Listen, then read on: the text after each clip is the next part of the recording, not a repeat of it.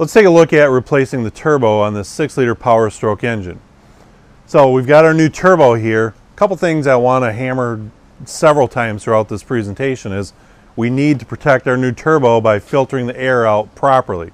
And so we want to get good filtration. We're of course going to install a new air filter with this. We want to make sure that our tubing and our plumbing here is all good and sealed up properly, so we're not going to get dust or contamination into our new turbo. Also, we want to make sure that this thing's oiled properly. Check the oil feeds when the turbo is off.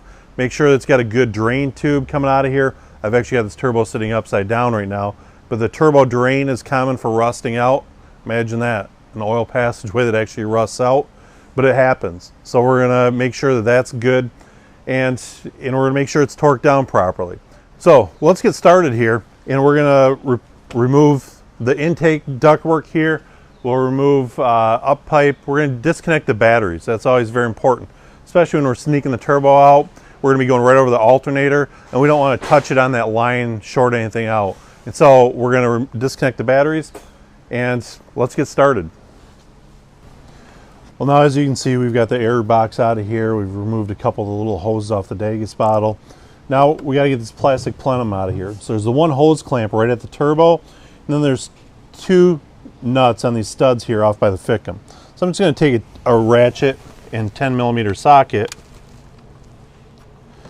and loosen these two up. And once I've got these loosened up, we'll be able to lift this up out of the way, and we'll get a straight shot at this side of the turbo. Then we'll start working on some of our down pipes off the backside. Well, now we've got the plastic piece out of there. We're going to go ahead and remove the bottle. Just set that off to the side. I'm not going to pull the hose off the bottom here. What that's going to allow us to do is relocate the main engine wiring harness here.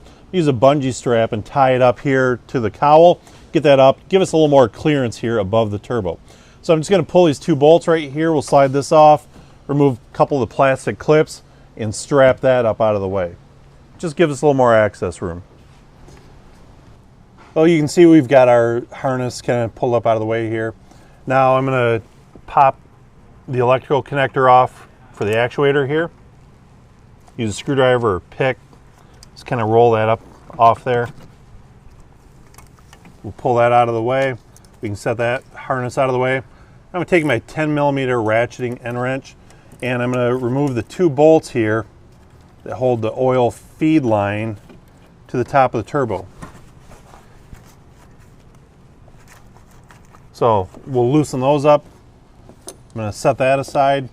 And then I'm also going to take an extension and my 7/16 socket here to the clamp on the back of the turbo here.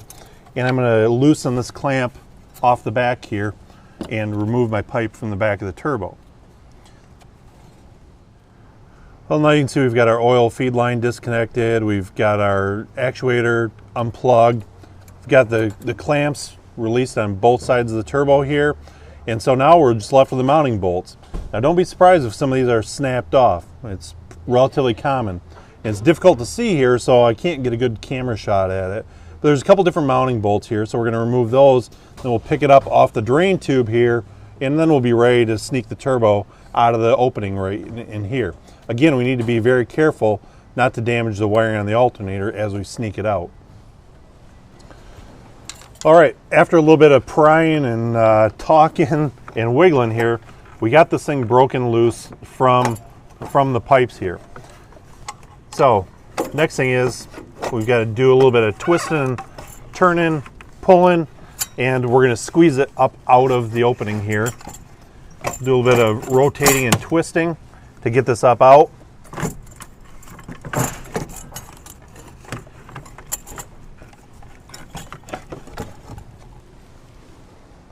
There we have it. Our turbo is now out. Now, again, we need to make sure that this drain tube is not rusted out. Let's go ahead and just replace that. And then we're going to reinstall a new O-ring, lubricate it here. We're going to make sure all of our flanges here are good and tight, not bent. And you can also now see where the 3 bolt holes are. There's one comes off the back side here. That's a pretty difficult one to access. The one that was underneath the turbo.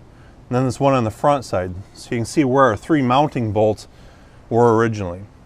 All right, well, that being said, let's go ahead, do a little bit more digging at that drain tube, and we're ready to install our new turbo. So we've got our new turbo set in here. Now I'm going to drop it into place, and as you can tell, before we pulled this off with the cab on the truck, customer decided to do a little additional work, so we got the cab up and we get a lot better access. So it's going to help you see what we're doing here a little bit better. Now, remember I talked to you before about making sure that the turbo drain tube down below is rust free. Good idea to replace that. And also you want to make sure that the oil feed line is supplying good oil to our new turbo. On top of that, we're going to install a brand new air filter, ensure that this turbo is well taken care of.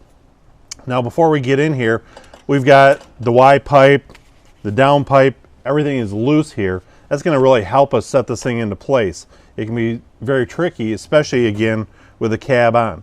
So I'm going to take some time here, set this on that drain tube. We don't want to roll the oil seal on that.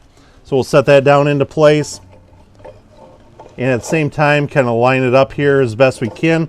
We're going to have to do a little bit of wiggling and some maneuvering here to get this all set down into place. There, I'm on my pins here. I'm lined up on the drain tube. My Y pipe is good.